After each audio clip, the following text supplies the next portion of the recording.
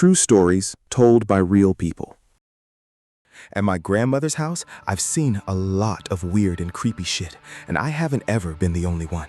As a kid growing up in that house, it was extremely weird to see things move around where they shouldn't be, or seeing things that shouldn't be possible. Whenever she was younger, she played into the mythical and mysterious, and was super interested in the unnatural and paranormal. She had a Ouija board which she kept in the closet of the guest bedroom, the room I stayed in when I went to go visit. It would make strange noises during the night, which was odd because that room used to be used for a recording studio and the walls were soundproofed, so hearing noises that we couldn't hear during the day was terrifying. One day, while running around being a child, I saw what looked like my grandma standing in the hallway to my room, but it didn't quite look like her. I didn't know what, but something was off. I saw her go into Grandpa's study, where he works on putting together his firearms. I went in to go talk to her, but she wasn't there.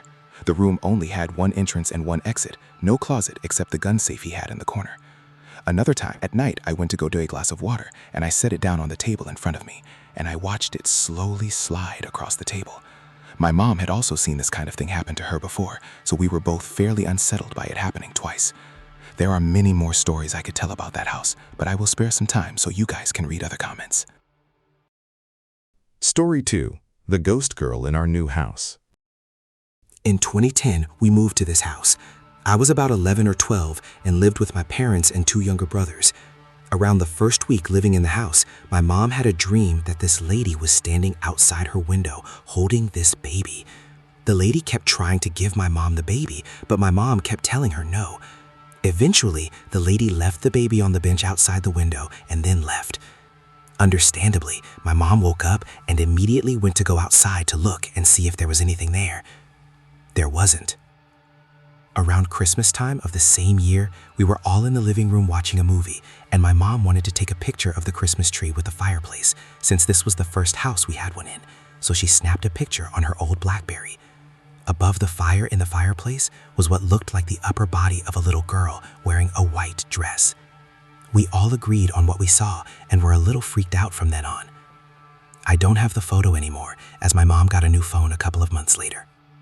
Flash forward a couple of years, and I'm in the kitchen making myself some food.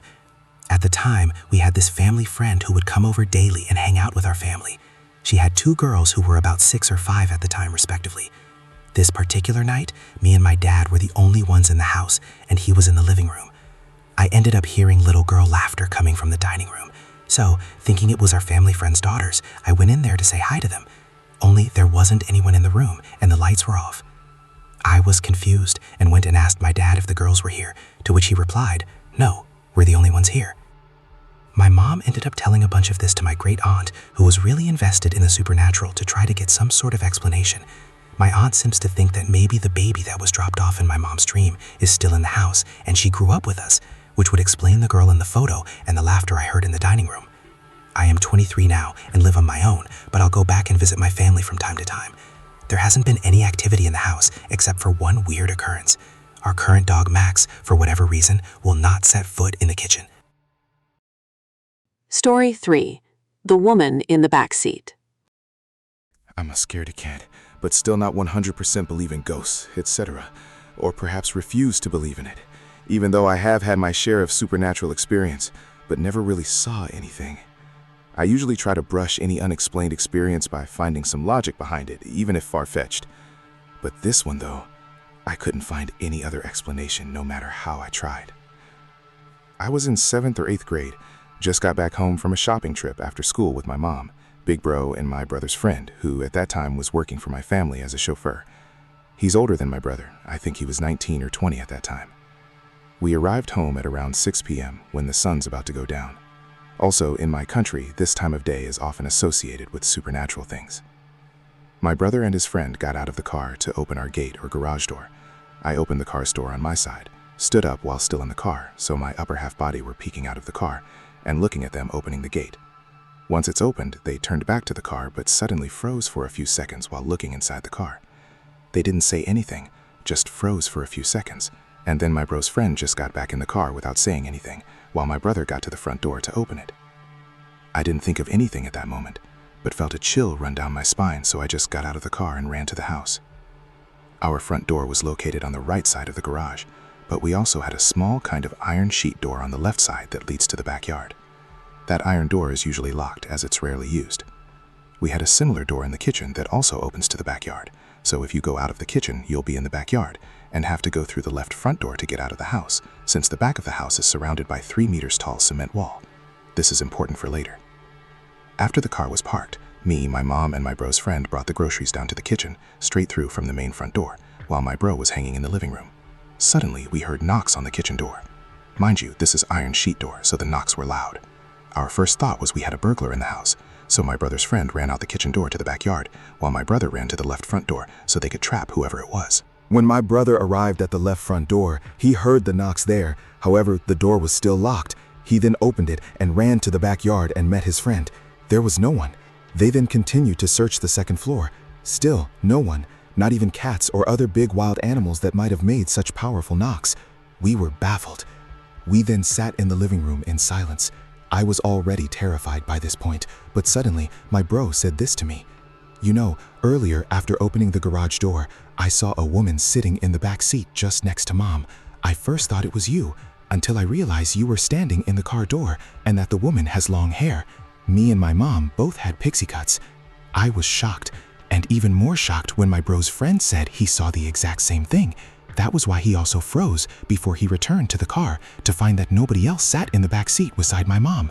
As I recall, nothing else happened that evening, but I definitely slept in my parents' room for a week after that. Still thinking about it every now and then, but can't seem to find any logical explanation for what happened that evening. Story 4. The Haunting of Forest Haven Asylum. I know I'm a bit late on this post, but I watched a video on haunted places in Maryland, and it reminded me. A few months ago, I had some friends that moved to Ohio come to visit as a surprise. Hearing they made a 5-hour drive, I wanted to go see them since it had been a long time since our last visit. Upon meeting them, we are talking about going somewhere abandoned, Forest Haven Mental Institution. I remember the whole car ride talking to them about things that happened at the place when it was operational. After going through some buildings, we ended up in the children's ward. We went into the basement, and the layout was the stairs lead to a corridor. Behind us was a room that had a door that exited to the outside. To our front, standing on the stairs, the room was a room that had a bunch of debris and a broken old chair. 2 of my friends in the group stepped forward into another room as they got off the stairs. I was last to come down. I heard a noise behind us as if someone was shuffling things. I told the group, and it went silent. Our phone lights off. The room was pitch black. I couldn't see my friend standing literally 3 feet in front of me. As the lights went off, the room behind us we heard footsteps, rapid footsteps, as if someone had run from side of the room to the other. After hearing it, the light came back on and we shined it into the room. One friend asked, "Is anyone here with us tonight?" It was dead silent, and about midnight or 1 a.m.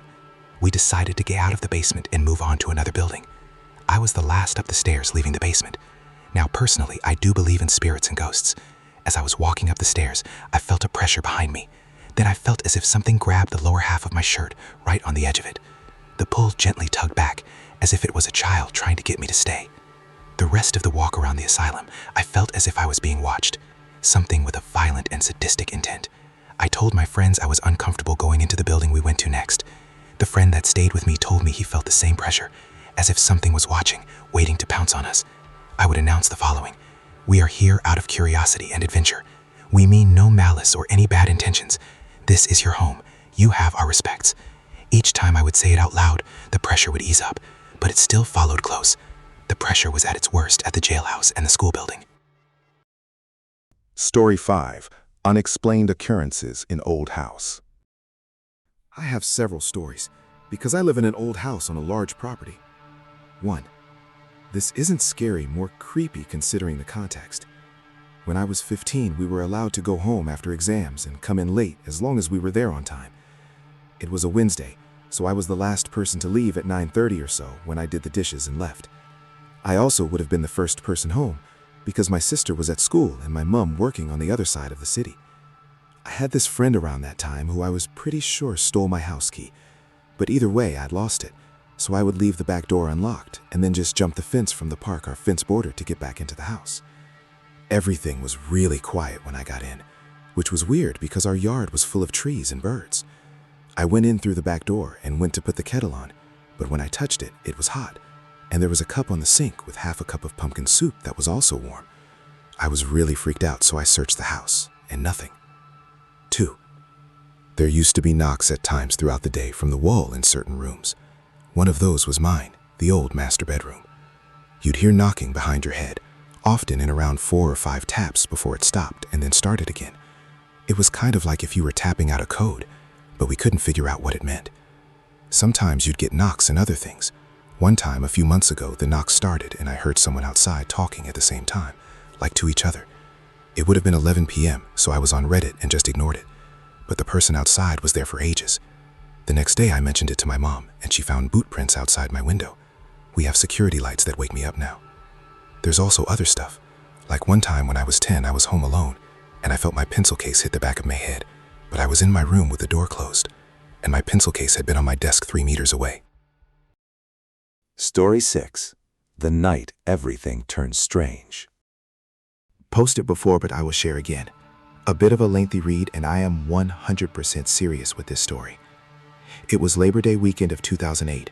That Friday night, I went to my buddy's house for a few beers, and we watched Train Spotting. I got back to my place about 11 p.m. I played with my turntables for about an hour and crashed. Now, at the time, I was living with my parents, so that night it was me, my brother, mom, and stepfather home. Now, when I go to bed, I always left my phone on my desk, which was kitty corner from my bed, so if it vibrated, I could hear it. It was a Nokia, and we all know how loud their vibrate is. So anyways, at 3:12 a.m., I am woken up by the light from my phone. Now, my chair was pushed in under the desk, so I couldn't actually see the phone, but I could see the light emitting from it.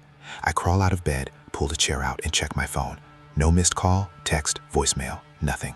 The phone had just seemingly lit up for no apparent reason. At this point, I go back to my bed and set my phone on the floor beside it. At this point, I am still sitting up, and I notice that both my computer monitors on my desk, their power lights are flashing independently from each other in no particular pattern. This is starting to confuse me on what exactly is happening. I look ahead, and my dish cable box is doing the same thing. The LED on it is blinking. The computer monitors and the cable box are on different outlets. At this point, I think something is wrong with the power, so I get up and open my bedroom door to look down the hall. My mother always left a lamp on in the living room. It was on normally. The light was not flickering. I go back to bed at this point. Now, it being September, it was still relatively warm out. I had my window open the majority of the way, and the blinds cracked a good few inches. I get the most overwhelming sensation that I am being watched. Huge lump in my throat, hair on the back of my neck standing up. At this point, I sink deeper into my bed and pull the covers closer to my face. Now, this part, every time I recall it, type about it, or speak to others about it, I still get chills. My walls seemingly starting to make noise, like someone was scratching at them with their fingernails. All 4 walls and the ceiling. This loud, dragging noise. I'll never forget it.